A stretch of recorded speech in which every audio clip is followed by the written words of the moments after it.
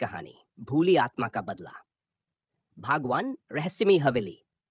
गांव के बाहर एक वीरान हवेली खड़ी थी। कहते हैं वहां जो भी गया वापस नहीं लौटा। गांव वालों का मानना था कि वहां एक चुड़ैल का साया था।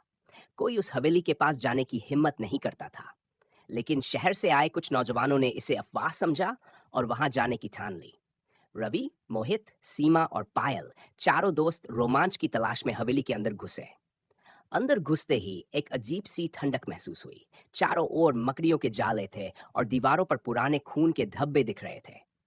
अचानक एक खिड़की अपने आप बंद हो गई और पायल चीख पड़ी। भाग दी बीते कल की परछाइयां। हवेली के अंदर एक पुरानी तिजोरी मिली जिस पर खून से लिखा था, मत खोलो वरना मौत निश्चित है। लेकिन मोहित ने हंसी में इसे नजरअंदाज कर दिया और तिजोरी खोल दी। अंदर से एक पुरानी डायरी मिली। जब उन्होंने पढ़ना शुरू किया तो उसमें एक दर्दनाक कहानी थी। ये कहानी रूपा नाम की एक लड़की की थी जो इसी हवेली में अपने परिवार के साथ रहती थी। लेकिन 100 साल पहले गांव के कुछ लालची लोगों ने रूपा और उसके परिवार को जिंदा जला दिया था ताकि वे उनकी संपत्ति हड़प सकें। मरने से पहले रूपा ने बदला लेने की कसम खाई थी। तब से उसकी आत्मा चुड़ैल बनकर हवेली में भटक रही थी। मौत की दस्तक। डायरी पढ़ते ही हवेली के दरवाजे अपने आप बंद हो गए। एक ठंडी हवा का झोंका आया और मोहित अचानक हवा में उठने लगा। उसकी गर्दन पर नाखूनों के गहरे निशान उभर आए, मानो कोई अदृश्य शक्ति उसे मारने की कोशिश कर रही हो। रवि ने हिम्मत जुटाकर मोहित को खींचा, लेकिन तभी उन्हें एक परछाई दिखाई दी।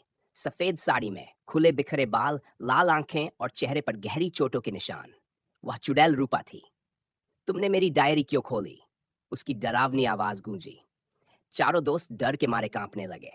पायल ने हिम्मत करके कहा, हमें माफ कर दो, हम अनजाने में यहाँ आ गए। लेकिन चुड़ैल का बदला अभी अधूरा था। भागने की कोशिश। चारों दोस्त हवेली से भागने लगे, लेकिन हवेली अब एक भूल भुलैया बन चुकी थी। दरवाजे खुद ब खुद गायब हो रहे थे। मोहित का शरीर धीरे धीरे नीला पड़ने लगा। सीमा ने अचानक एक मंत्र याद किया जो उसकी दादी ने उसे बचपन में सुनाया था। काली महाकाली, रक्षा करो हमारी।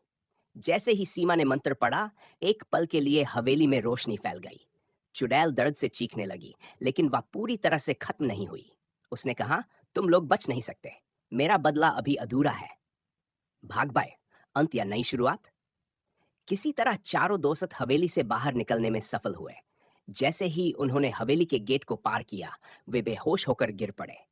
जब होश आया तो वे अपने अपने घरों में थे। लेकिन मोहित के शरीर पर अभी भी वो नाखूनों के निशान थे। और जब उसने आईने में देखा तो उसकी आंखों में हल्की लाल चमक थी।